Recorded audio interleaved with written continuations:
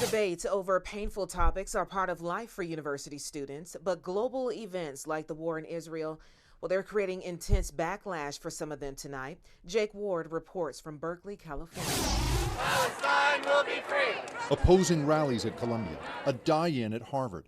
The latest protests are part of a long tradition of free speech on campus. But some law students are now finding their words can affect their future. Law firm Winston & Straw announced they rescinded a job offer to a top NYU law student this month after blaming Israel for the violence on October 7th. And law firm Davis Polk pulled 3 more offered to Harvard students for signing a similar statement.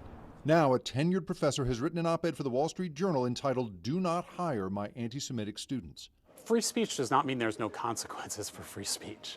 Stephen Solomon says he considers any justification of the Hamas attacks to be anti-Semitic hate speech. This is a professional setting. These are people who are to be trained as lawyers. They should not be going out as lawyers if they're advocating the murder and justifying the murder of innocent people. One Berkeley student group mentioned in the op-ed characterized the October 7th attacks as resistance to apartheid.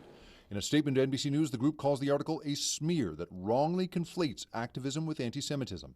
Some students unaffiliated with the group say they are concerned about the op-ed's precedent.